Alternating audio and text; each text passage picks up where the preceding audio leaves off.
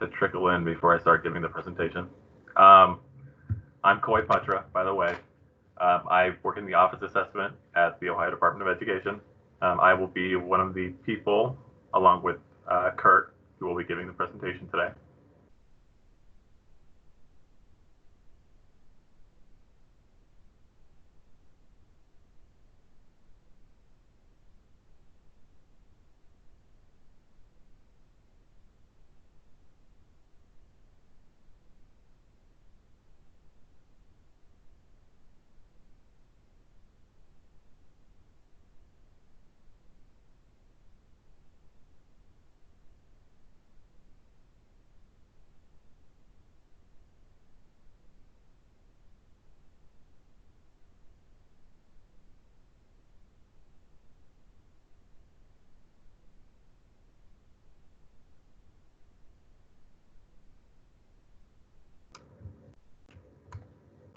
Okay, so we're going to go ahead and get started. A few brief things before we begin, though. If you're having technical difficulties, you can go ahead and note your issues in the chat, and we'll help if we can.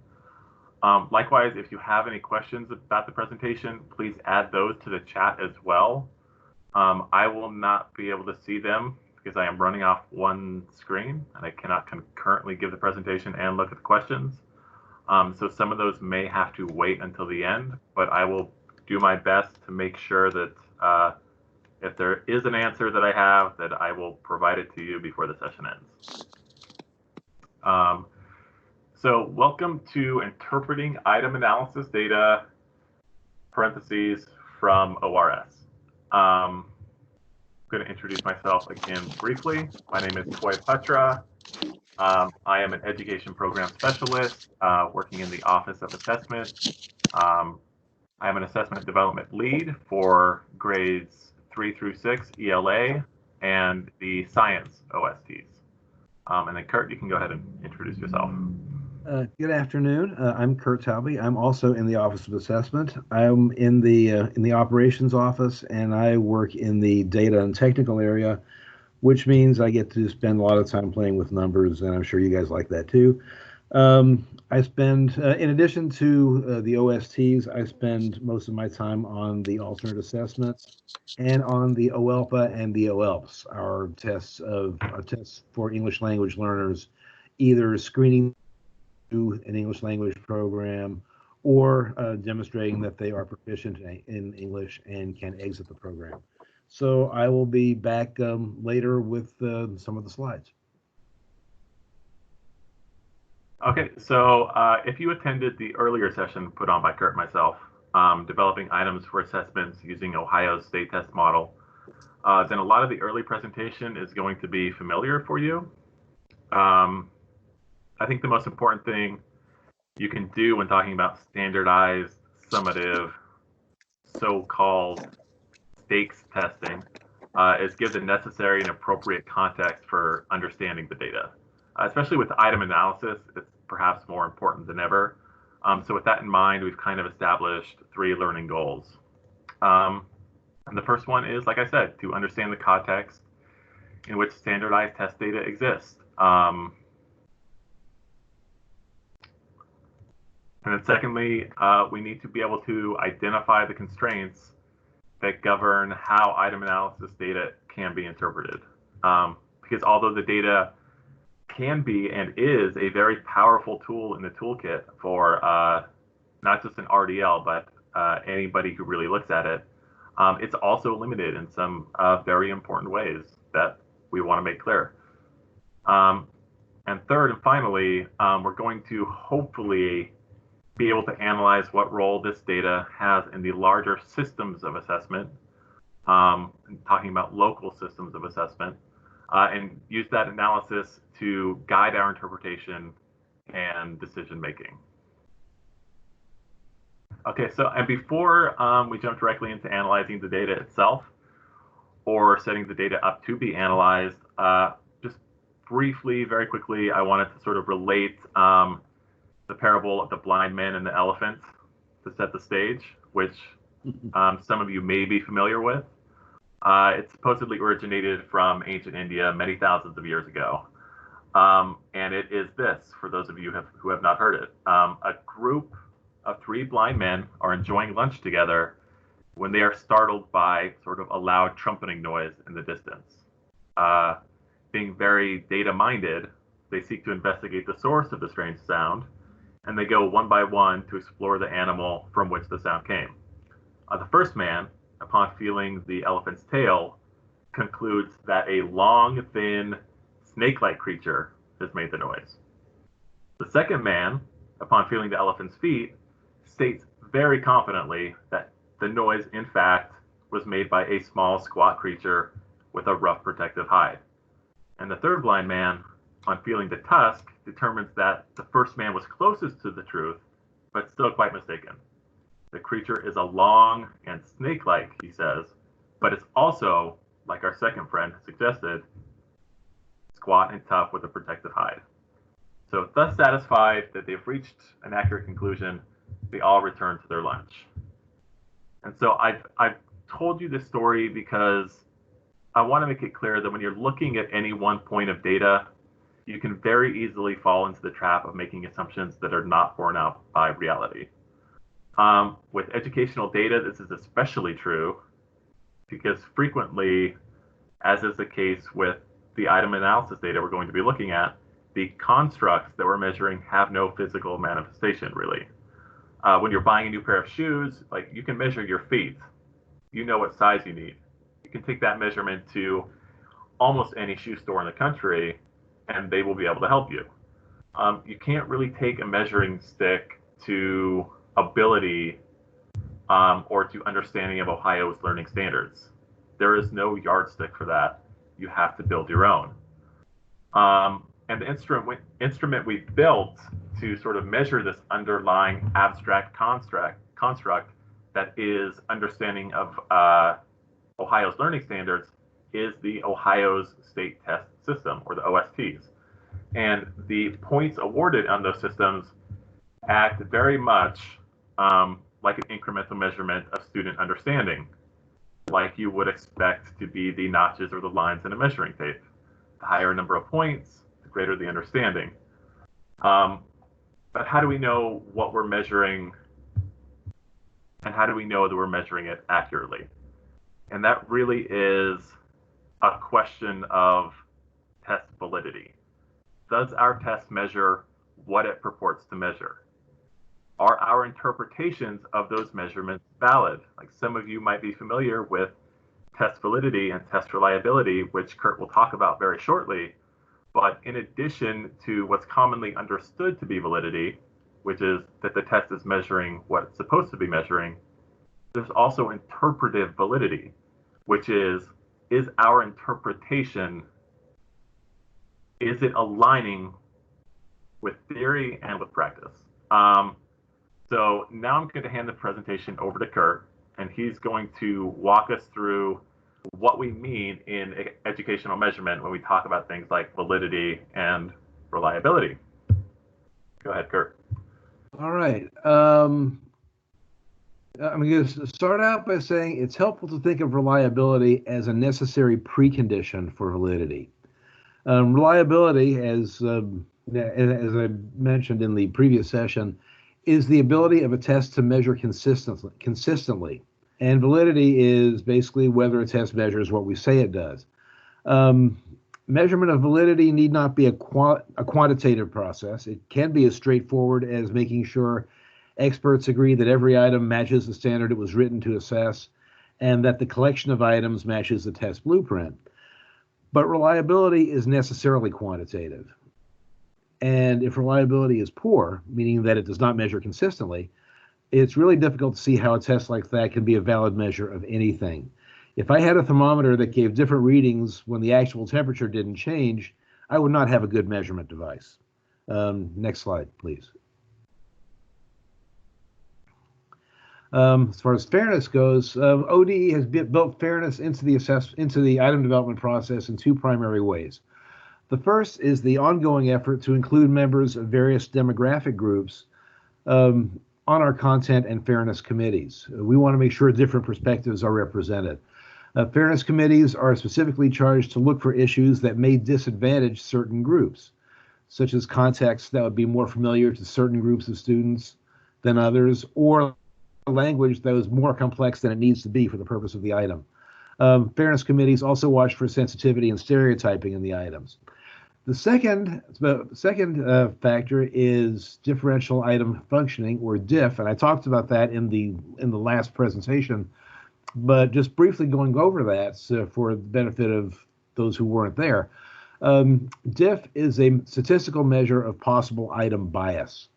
The performance of a focal group, female, Hispanic, African American, etc., is compared with the performance of a reference group, male or white, after accounting for overall differences in performance. So if girls do better than boys overall on the high school ELA2 test, we might expect girls to do better on every item on that test, but there will be differences across the items. Girls may do a lot better on some of them. Boys may actually do better on some of the others. The items that deviate from the general pattern are the ones that stand out in a DIF analysis. Three follow-up points to be made there. First, DIF is a measure of possible item bias and not test bias. It identifies items that don't behave as others do. So if all items on a test were somehow equally biased, none of them would show up on a DIF analysis. Second, DIF can be positive as well as negative. It's possible for the focal group to do better than expected.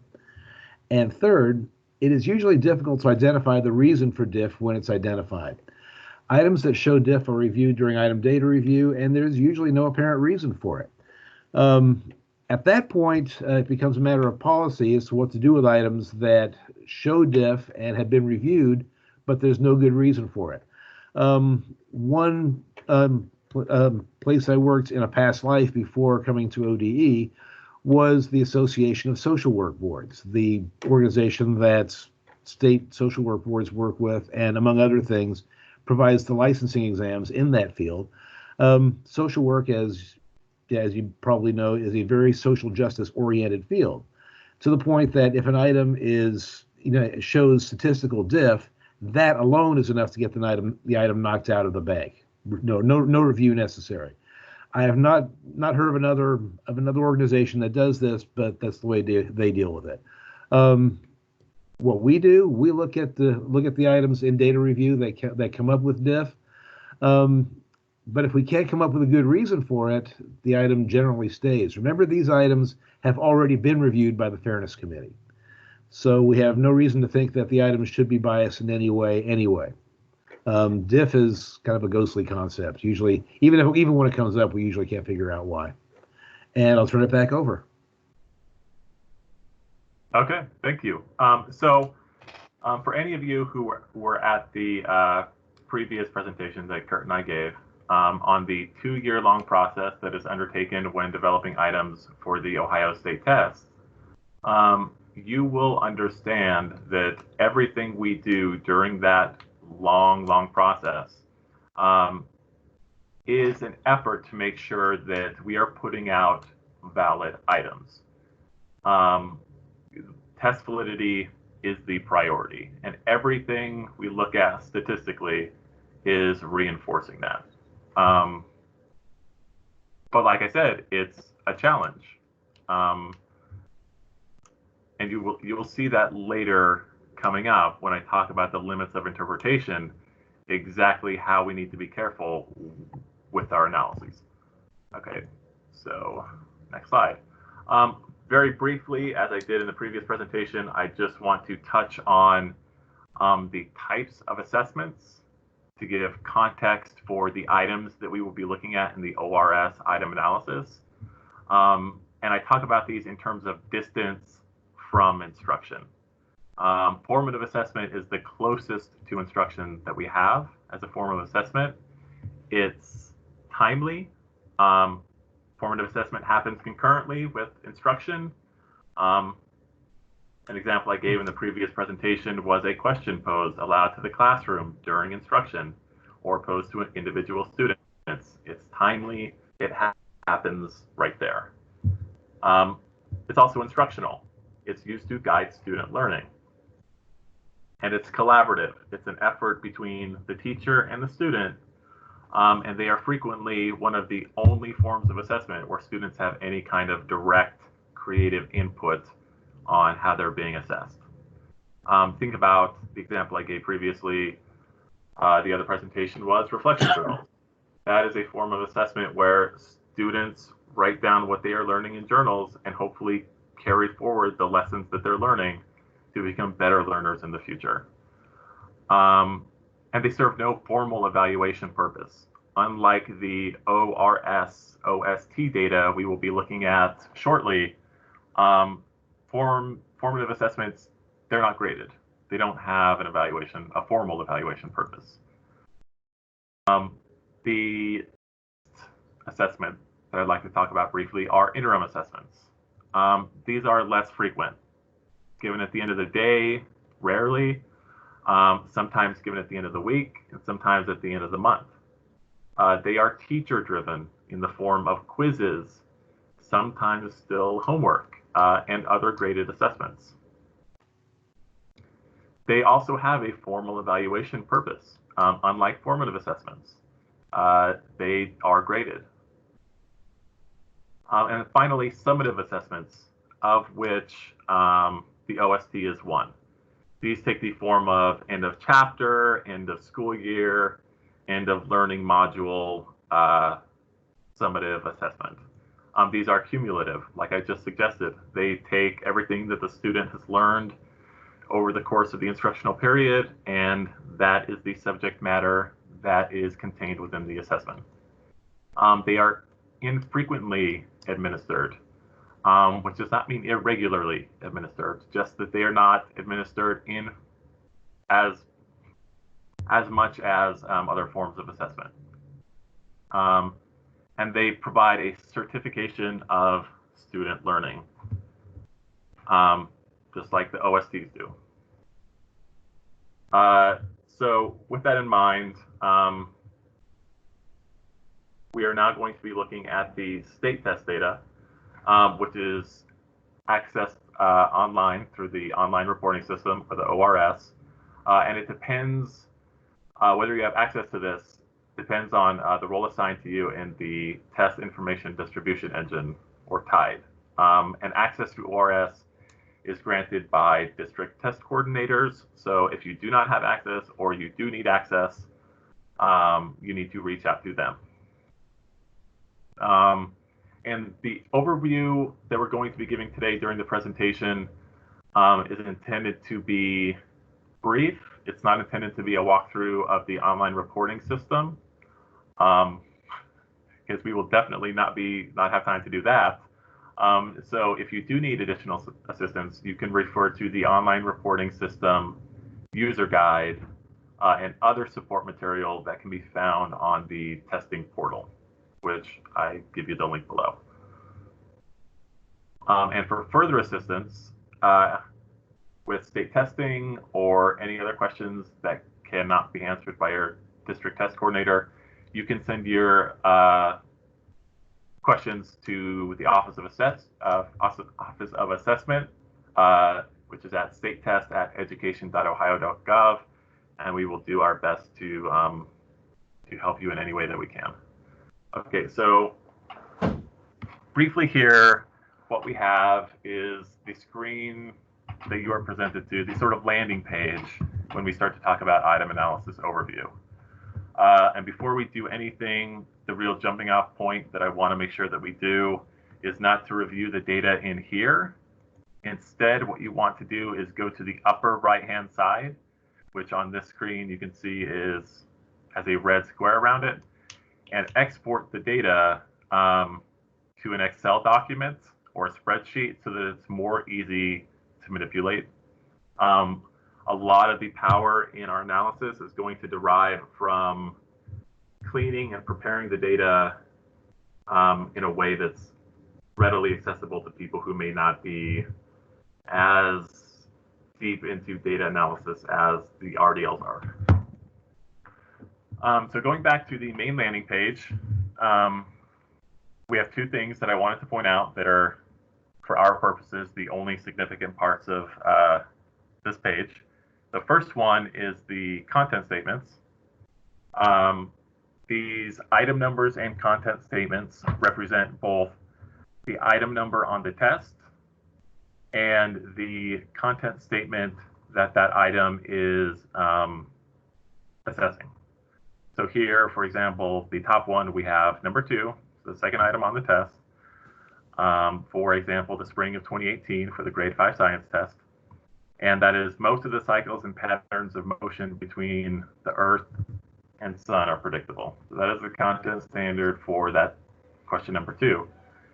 And over here in these columns, we have the points earned by the various participants in the test. Okay, and so valid interpretations of this, what I just showed you, which is basically the whole of the item analysis, are limited by the level of data that you can access. The deeper access you have and the more levels you can compare, the more exploratory you can get with your analyses.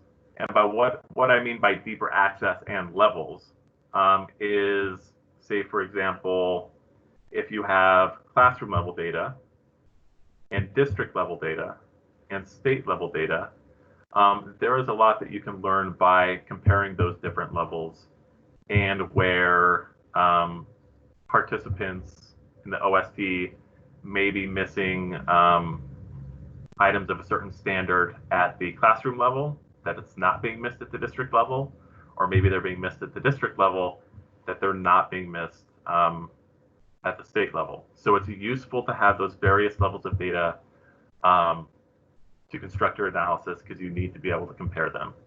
And what I mean by exploratory is really that what you're given in the ORS is not a true item analysis. Like ODE doesn't even get the real item analysis. That requires a level of access to the data that is very sensitive and governed by a bunch of statutory regulations that, for the most part, are just privileged and nobody has access to.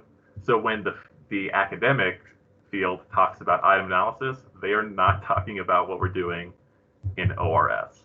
So we have to think of what we're doing with the ORS item analysis as kind of exploratory. It's like qualitative. We're looking at things not necessarily statistically, but sort of trying to get a broad understanding. And Kurt, was there anything that you wanted to say here? Let's see, what number slide are we on right now? Because my notes are based on slide numbers, and I'm not sure. If you don't mind giving me a quick peek at the next slide, I'll know where I am then. So this is okay. All right. Right here. All right. I'm where I need to be. Go back to where you were. Okay. There we are. Just to follow up on those points, data should always start conversations. They should never end them. ORS provides data on individual items, and we have to remember that no item perfectly represents a standard or topic. There will be variation across any set of items. If a group of students does particularly well on an item on a particular topic in American history, that doesn't mean they will do well on that entire reporting category in American history. That was just one item, which might not be typical of the entire group. There will be variation across any set of items, but the data do point toward larger patterns. If one teacher's students have more trouble on certain topics than others, this may indicate the need for coaching or PD. And comparison of local and state data may also be useful. If your students do poorly on a topic the state as a whole does well in, this may indicate that quick fixes are more possible than on a topic everyone has trouble with. And not to depress everyone here, but as Coy mentioned earlier, there are a lot of things the ORS data don't tell you. The ORS can tell you the percentage of students answering an item correctly, or the distribution of students at different score points. It can't tell you how many students chose each distractor on a multiple choice item, or how well the item discriminated between high and low performing students, or what students actually wrote on a writing prompt. It can tell you how well they did. It doesn't tell you why they did as well as they did. And I think that's the I think that's where that's the point that we need to highlight in this conversation. It gives you some clues, but it's up to you to follow up on them. Okay, so like Kurt was saying, you're limited in the amount of in the interpretation you can take from the ORS. And it's always important to consider the ORS data as a single spoke in the wheel of educational assessments. We are going to show you a little bit more that you can do with the ORS data. And hopefully you'll be able to take what you have here and use it to jumpstart conversations. And those conversations, once they're started, have to be further supported by data from local assessments. Like we just gave the examples of formative and interim assessments. If you see something that you might think, if you see something in the ORS data that you think might be pointing to a certain conclusion, the educators who are using that ORS data can then confirm locally with their own formative assessments that they've been using or their own interim assessments to say, yes, this has identified a problem. I think that's the case. ORS data is powerful, but it cannot by itself support a conclusion. Its strength lies in its ability to point data users toward possibilities. Okay, so the next slide, before we start to talk about how we can deepen and make our analysis more sophisticated than what's offered very superficially in the ORS, we need to access two different resources. One is the item release scoring guides, which are available at the top link. And the next is Ohio's Learning Standards, which are the second link. You'll want to be able to refer to both of those when you are cleaning and categorizing your data, which is what we will spend most of the time doing. Using the Excel spreadsheet that, as I suggested previously, you should probably have downloaded or exported from the ORS site. This is the front page of the item release scoring guide. Depending on your analysis, you're going to want to match that with the whatever spring year of 2019, 2018, 2021, going forward. And the most important part of the item release scoring guide is going to be the content summary and answer key. Because what we're going to do in order to deepen and make more sophisticated our analysis is start categorizing the response data in ORS beyond the categories that are supplied by ORS. So we are going to use the item release scoring guide to make our categories bigger, more sophisticated, and more responsive to what the items actually are. So one of the first things you'll notice is the question number column in the item release scoring guide. This question is number 3. That number 3 is going to correlate to the number 3 item in ORS. So you are going to, when you are looking at the ORS data, you can refer to the item release scoring guide for item number 3. Item number 3 in the item release scoring guide will be the item that's reflected by that data. That is one. That is the start of getting our data cleaned up and categorized. Another category that we're going to want to assign to our data is the cognitive demand and depth of knowledge category. Items will always be associated with either a depth of knowledge or cognitive demand category, which you can refer to Ohio's Learning Standards to look at those more closely. Here I have given you the example for science, the cognitive demands. Every item that appears on an OST is going to have cognitive demand or a depth of knowledge, and these are going to feed into whether or not a student got a question correct or got a question incorrect. And you can see that in the content summary and answer key in the cognitive demand column. So this is another way to categorize your data. Item functionality is another way, another important way in which we can categorize the data. Items appearing on Ohio's state test will have different formats. Some examples include multiple choice, which students don't tend to have too much trouble with. Table match, which can be a little more difficult. Multi-select, more difficult still, or hot text, which are also difficult. And these are just some examples. They are not exhaustive of all the various item types. If you want an overview of the different item types, you can access that in the testing portal at the following location. As you will see if you navigate to this website, some of the item types we use, especially for science, are very sophisticated. They are graphical, and they are having students build graphs and make experiments for themselves and do things like that. So when we're talking about recategorizing the data, it may be that students in a district or in a classroom have not been well acquainted with some of the different item formats that we have, and so maybe they are missing an item for that reason.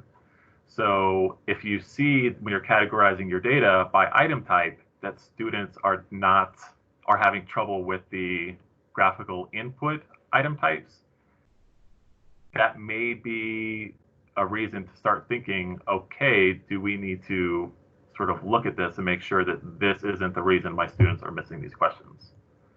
And you can find the item type associated with each item, again, in the content summary and answer key in the item release scoring guide in the second column. This example is a multiple choice. The content summary and answer key also contains the same information that the ORS does as far as the content strand and the content statement, which is just helpful for matching it up. But what the ORS does and what the item release scoring guide do as far as the content standards is give you the entire standard itself. What you can do to really help your analysis is start to develop a more sophisticated taxonomy for these items. So, for example, I have pulled a standard from the ELA literature standards for grade 4, compare and contrast the treatment of similar themes and topics and patterns of events and stories, myths, and traditional literature from different cultures. So what we're looking at here is a standard that is going to be attached to an item. But as you can probably tell, you can build a lot of standards. You can build a lot of items that align with the standard, and those items may look completely different. So we can build out a deeper taxonomy in order to capture exactly what part of the standard the items are aligned to. For example, we may have an item that's aligned to similar themes and topics. That item is going to present differently to a student than an item that's aligned to patterns of events.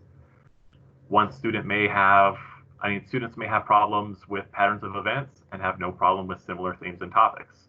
So by building out your taxonomy using the standards, you can start to really explore what part of the standard students may be having problems with.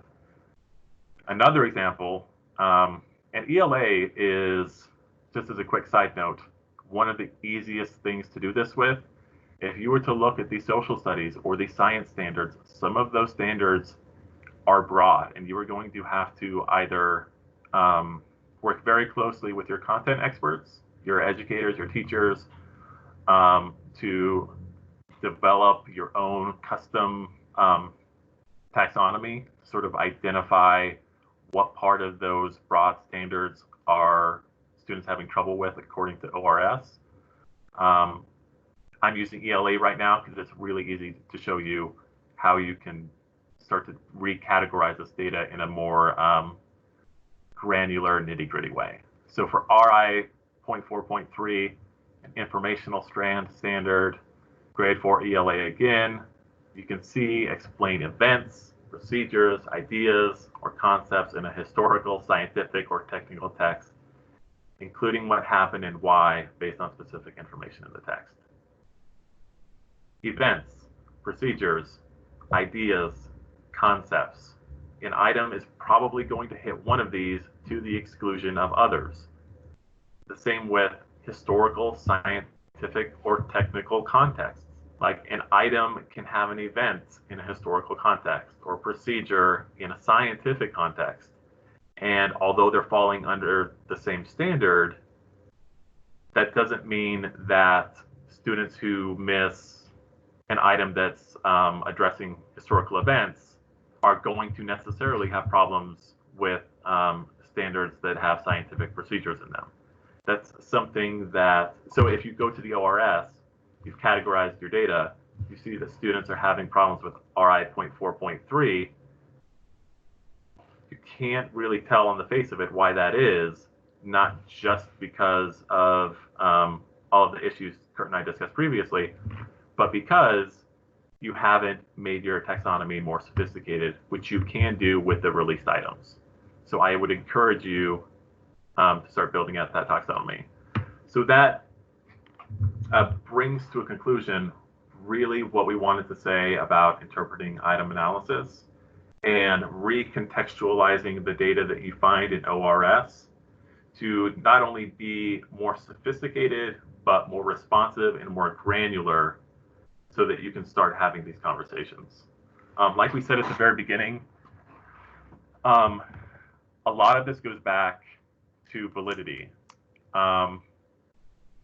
You are going to want to use these in order to have a valid interpretation. You are going to want to use these as jumping off points, as Kurt and I have said. Like, these aren't conclusive, they're not determinative. They tell you probabilistically what may be a problem. So using the taxonomy system for the standards that you've developed for yourself, using the item types, using the cognitive demands, you can really start to identify these various avenues that may be promising in terms of looking at what students are having difficulty with. It's not always the entire standard. It might even be item type or cognitive demand. So now we're going to ask questions. I'm going to have to close my presentation since I don't have two screens to look at the questions. Before I go, here is our contact information again. I am more than happy to answer any questions you may have or and aren't answered immediately following the end of this presentation, and to give you any of the resources identified during the course of this presentation. And that is my email, koi.patra@education.ohio.gov. I have Kurt's information there as well. Please feel free to follow the Ohio Department of Education to stay up to date with all the developments going on. And that's it. So I am going to go ahead and take off my presentation to start looking at questions.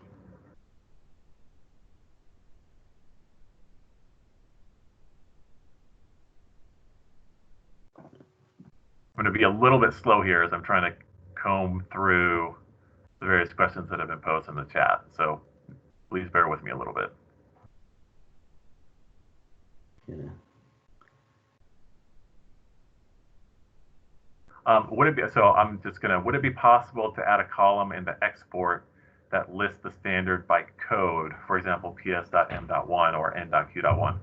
That is certainly something we can take to back to the department to see if we can do that. It doesn't seem too difficult.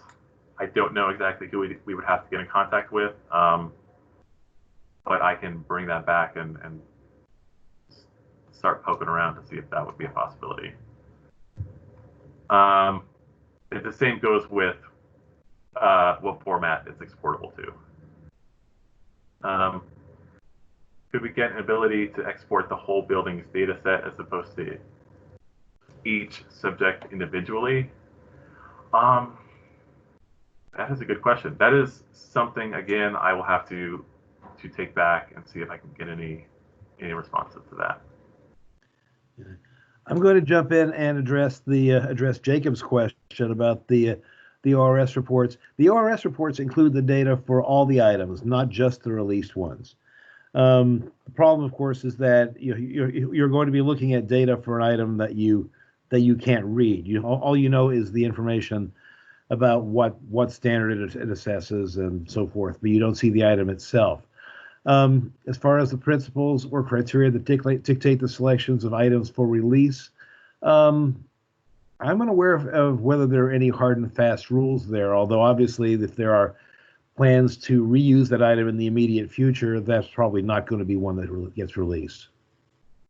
Yeah, and so I can speak a little bit to that. So the item releases on the item release scoring guide represent 40% of the items that were given on that. And how they're chosen essentially is there is always a tension between being an assessment development lead and working in the Office of Assessment, of wanting to keep really rigorous, sophisticated items to ourselves so we can use them multiple times, and release to the field items that are representative of what they're actually going to see on the test.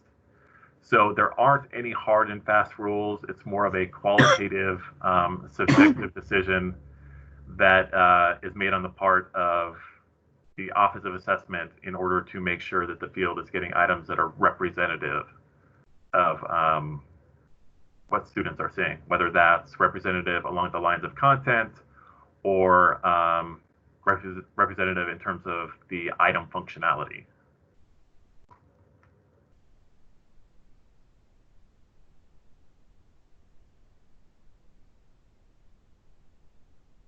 Okay, great. And then, yeah, I also agree that a dummy site would be, if we could set up a dummy site, I will have to see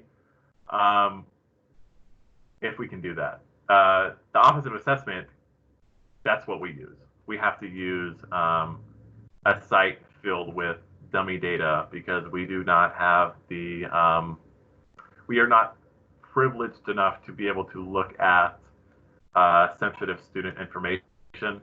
So the information that Kurt and I have access to is just dummy data. So if they can set that up for us, I'm hoping they would be able to set that up for the RDS as well. I will have to get a conversation started about what exactly that would look like from a development perspective.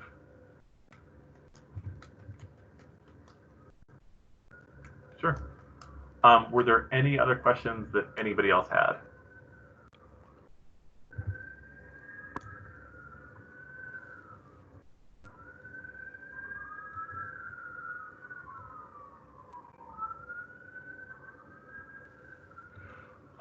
So within the same standard, item A scored well and item B scored poorly, and neither is released.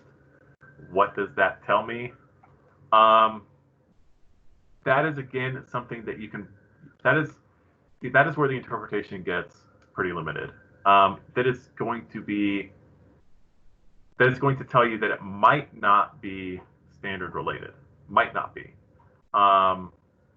So what you can do is start looking at items that also have that same standard association and see whether students are performing well on items that are associated with that standard that aren't item A or item B. You can start comparing the various levels to see if you're noticing any patterns about the standard. If you're still seeing that there is variance within the standard, you might start to look at sorry, I just got sidetracked by another question. You might start to question whether or not that's whether or not the students performing poorly is a function of the cognitive demand or the DOK, which can also have a sizable influence on item scoring. Okay, can our export report show a comparison to the state? Not that I'm aware of. That is something that you are going to have to ad hoc yourself. So I'm writing that down because it would be nice to have.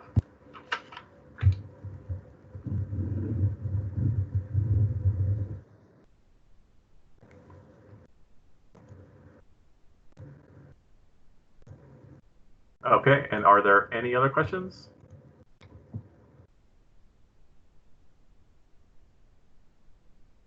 We have a couple minutes left. Uh, do we have access to the state's item analysis? No. But to be honest, if you sat in on our, and you'll actually be able to refer to it now that it's been recorded, our 2-year-long development cycle presentation that Kurt and I gave previously, you'll see that a lot of the item analysis stuff we have is not that much more than what you're going to get through ORS. It's not going to be, you're not going to find it incredibly helpful. Kurt and I cannot access actual item analysis data ourselves. That is so much red tape involved in that just because student data is so sensitive. I agree that with you, Bryce, that a comparison to the state would be very nice. I'm gonna see about that. Okay, so maybe one more minute to see if there are any other questions that come trickling in, and then I'll let you guys go so that you have time to take a quick break before you go to the other meeting.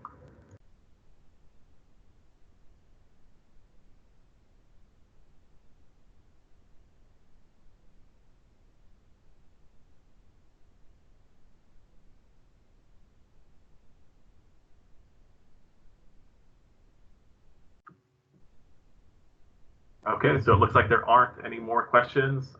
Thank you guys so much for the work that you're doing out in the field.